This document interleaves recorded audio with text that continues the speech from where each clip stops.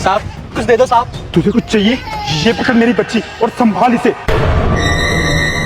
मैं नहीं रख सकता इस बच्ची को अपने पास। इसकी शक्ल में आएगा कभी जिंदगी में नहीं देखूंगा। इसे संभाल, इसके साथ जो करना तू वो कर। साहब मेरी बात तो सुनो साहब। बच्ची साहब मेरी बात तो सुनिए। साहब मेरी बात तो सुनिए।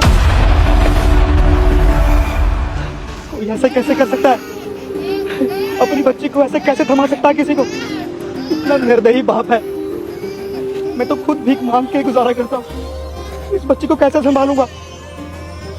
एक काम करता हूँ, इस बच्ची को पुलिस को दे देता हूँ। नहीं, पुलिस पता नहीं इस बच्चे के साथ क्या करेगी। हाँ, उस मेम साहब को दे देता हूँ ये बच्ची।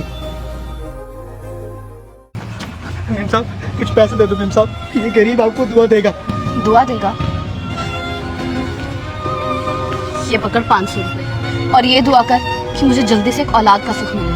आपने एक गरीब की मदद की है मेम साहब, देखना मेरी दुआ लगेगी और आपको एक औलाद होगी। मेरे पास भगवान का दिया हुआ सब कुछ है, लेकिन एक औलाद का सुख नहीं मिल रहा मुझे। आज तूने दुआ मांगी है, क्या पता तेरी दुआ लग जाए। मेम साहब, गरीब की दुआ कभी खाली नहीं जाती।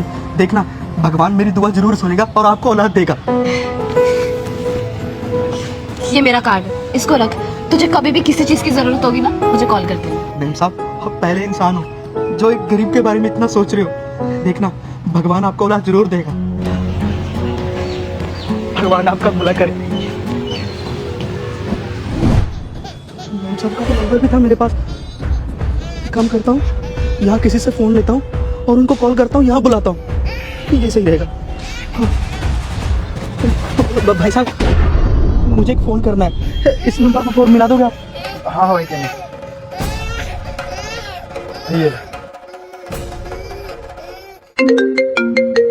हेलो हेलो मेम साहब, मैं भिखारी। आपने मुझे भीख दी थी और आपने मुझे अपना कार्ड भी दिया था और कहा था अगर कोई भी काम हो तो मुझे फोन कर देना।